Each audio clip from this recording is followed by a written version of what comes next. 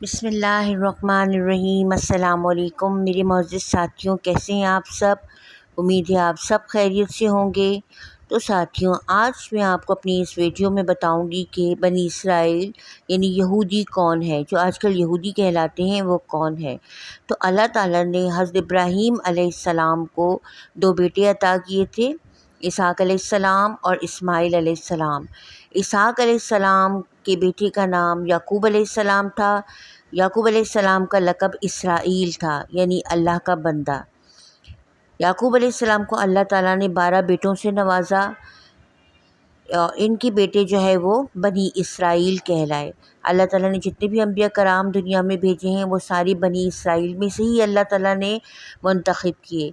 और जो हज़रत इस्माईल अलैहिस्सलाम है, उनकी औलाद में से नबी सल्लल्लाहु अलैहि वसल्लम को अल्लाह ताला ने नबी मुंतखब किया। याकूब अलैहिस्सलाम के एक बेटे का नाम यहूदा था, जिसकी वजह से बनी इसराइल अपने आप को यहूदी कहलवाने लगे। याकूब अलैहिस्सलाम का असल वतन फ़लस्तीन था। याकूब अलैहिस्सलाम के एक बेटे यूसुफ़ अलैहिस्सलाम थे, जिनको इनके भाइयों ने हसद की बिना पर कुएं में डाल दिया था। वहाँ पर काफ़िले वालों ने इनको निकाल कर मिस्र के बाज़ार में बेच दिया और वहाँ अज़ीज़ मिस्र ने उनको ख़रीद कर अपने घर में रख लिया। उनकी घर की ख़वातीन ने यूसुफ़ अलैहिस्सलाम पर इल्ज़ाम लगाकर उनको जेल में भिजवा दिया। यूसुफ़ अलैहिस्सलाम को अल्लाह ताला ने ख्वाब की ताबीर देखने का मौज़ा अता किया था। बादशाह ने एक मरतबा अजीब व गरीब ख्वाब देखा। जब यूसुफ़ अलैहिस्सलाम ने इसकी ताबीर बता दी तो बादशाह ने इनको बाइज़्ज़त बरी कर दिया और उनको मिस्र का बादशाह बना दिया।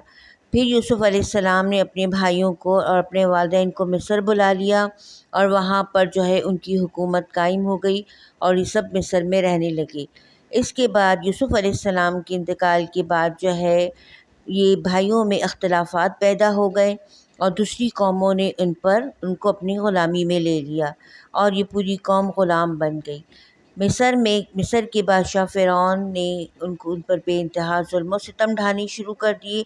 जो भी बादशाह मिस्र में होता था उसको फ़िरौन कहा जाता था। अल्लाह ताला ने बनी इसराइल को फ़िरौन से निजात दिलाने के लिए मूसा अलैहिस्सलाम को पैदा किया।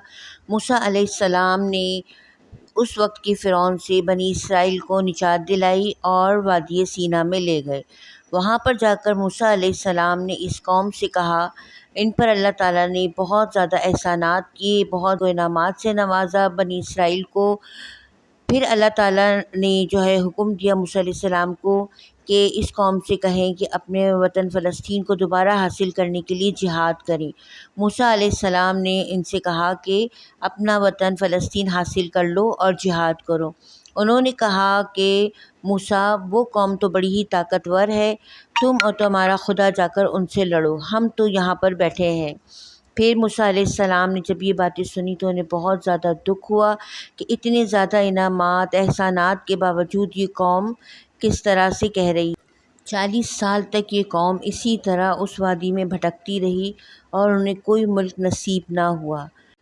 तो साथियों, मैं अपनी अगली वीडियो में आपको बताऊंगी कि बनी इसराइल ने फ़लस्तीन को किस तरह हासिल किया और किस नबी ने उस फ़लस्तीन को फ़तह किया।